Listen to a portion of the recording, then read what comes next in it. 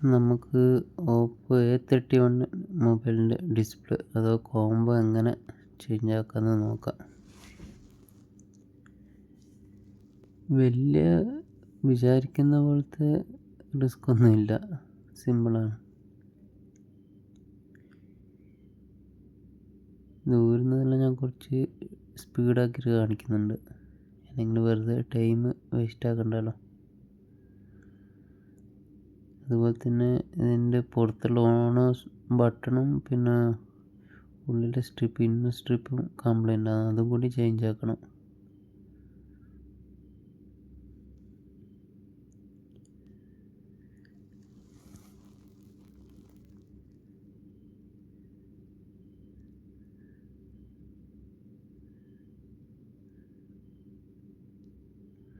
ഇത് Oppo A31 എന്ന് പറഞ്ഞ മോഡലാണ്. കുറച്ച് മുന്നേ ഒരു 3-4 കൊല്ലം മുമ്പേ ഉള്ളതാണ്. നല്ല ഫോണായിരുന്നു. നമ്മളിപ്പോൾ സ്ട്രിപ്പ് ഇതെല്ലാം ഒഴിവാക്കുക, അതേപോലെ ബാറ്ററി റിമൂവ് ആക്കുക. നല്ല സിമ്പിളാണ്. ഒരു പ്രാവശ്യം ഇതിൻ്റെ ഡിസ്പ്ലേ മാറ്റിയത്, അതുകൊണ്ടാണ് ഇത്ര എളുപ്പത്തിൽ ബാറ്ററി എടുക്കാൻ പറ്റിയത്. ഇല്ലെങ്കിൽ കുറച്ച് പ്രയാസമുണ്ടാവും. അതേപോലെ ഡിസ്പ്ലേ ഇളകിപ്പോയിനെ വീണിട്ട്, ഡിസ്പ്ലേൻ്റെ പെട്ടെന്ന് തന്നെ ഇളകി വരുന്നത്.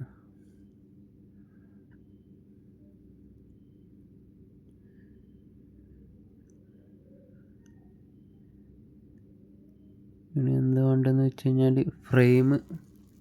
ഡിസ്പ്ലേ വെക്കുന്ന ഫ്രെയിം നല്ലോണം ക്ലീൻ ആക്കണം. അതിന് മുമ്പ് കോംബോ വന്നിട്ടുണ്ട്, അതുപോലെ പിന്നെ ഓണോ ബട്ടൺ ഓണോ സ്ട്രിപ്പോ അതിൻ്റെ കൂടെ തന്നെ ഓർഡർ കൊടുത്തതാണ്.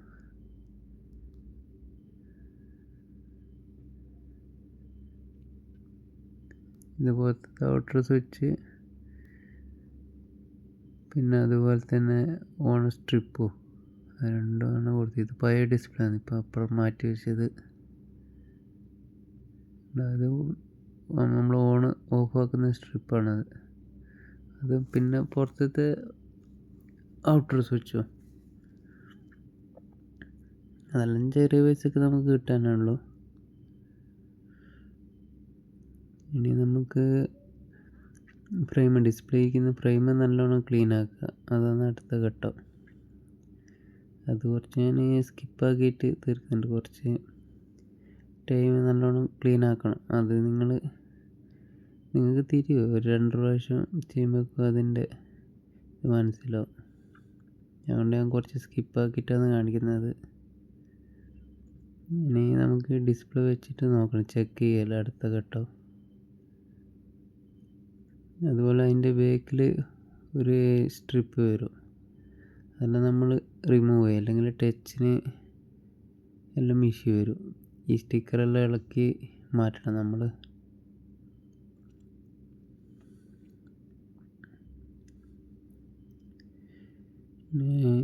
ചെക്ക് ചെയ്യലാണ് അടുത്ത ഊഴം. സ്ട്രിപ്പെല്ലാം കറക്റ്റ് വെക്കുക. അതുപോലെ പിന്നെ ബാറ്ററി, ഇത്രയേ ഉള്ളൂ. ചെക്ക് ചെയ്യാൻ വളരെ ഈസിയാണ്.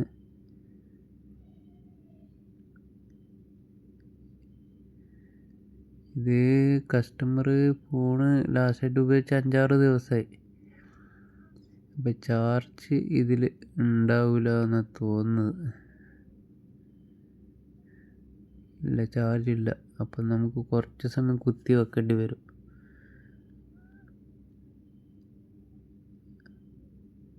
അപ്പം നമുക്ക് കുറച്ച് സമയം ചാർജ് കുത്തി വെക്കാം.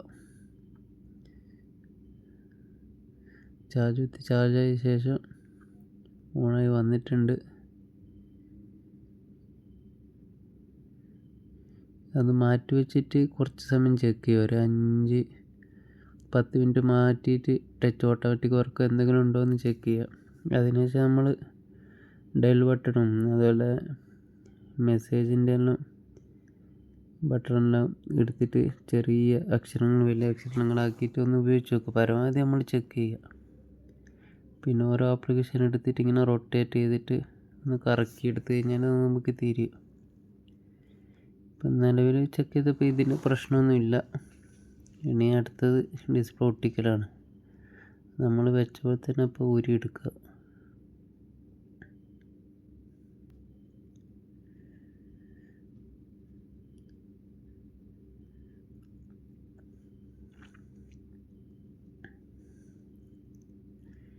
ഇനി ഗമ്മ്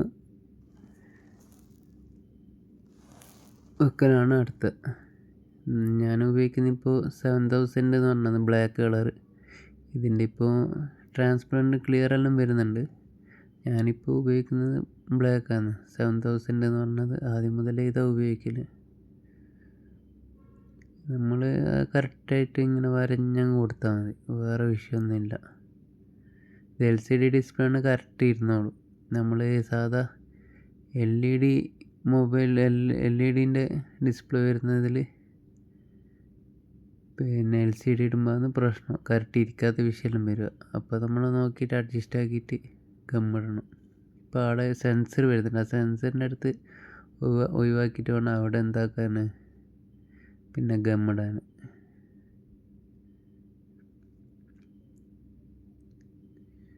നമ്മളൊരു നോർമൽ ഇങ്ങനെ വലിച്ചു കൊടുത്താൽ മതി, വേറെ ഇതിന് അധികം പ്രസ്സൊന്നും ആക്കണ്ട. നമ്മൾ ചെറുങ്ങനെ ഒരു ഇതന്നെ തട്ടുമ്പോൾ തന്നെ അതിൽ നിന്ന് ഇങ്ങനെ ഗമ്മ വന്നുകൊണ്ടിരിക്കും.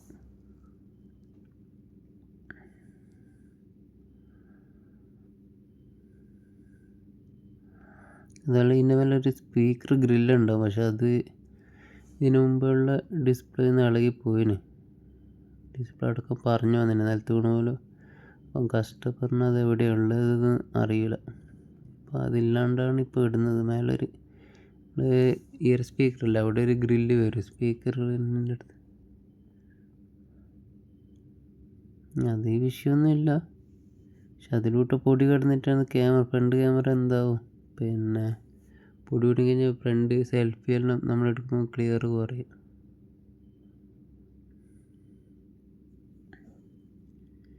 ഇപ്പോൾ നമ്മൾ ഡിസ്പ്ലേ ഒട്ടിക്കുന്നത് കറക്റ്റ് വെക്കുക. ഫ്രെയിമിൽ കറക്റ്റ് അങ്ങ് വെച്ചു ഇതാക്കിയാൽ മതി, കറക്റ്റ് ഇരുന്നോളൂ.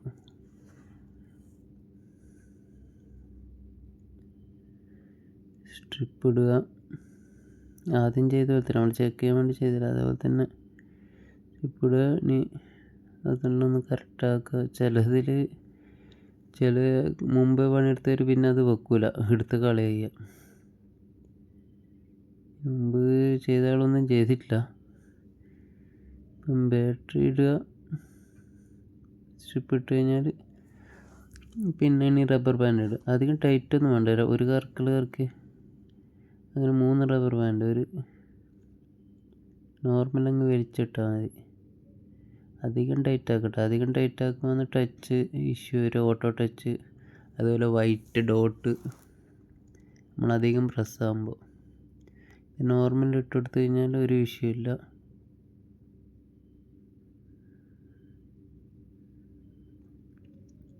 ഇത്രയേ ഉള്ളൂ ഡിസ്പ്ലേ പാക്ക് ചെയ്യാൻ.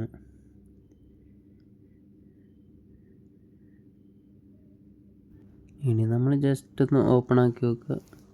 എന്നിട്ട് ഡിസ്പ്ലേ ഒരു മണിക്കൂർ അവിടെ മാറ്റി വെക്കുക. അപ്പോൾ കറക്റ്റ് കണ്ടീഷനായിട്ട് എന്താവും, സെറ്റാവും. അതിനുശേഷം നമുക്ക് ബാക്ക് പാനലും എല്ലാം സെറ്റാക്കിയാൽ മതി.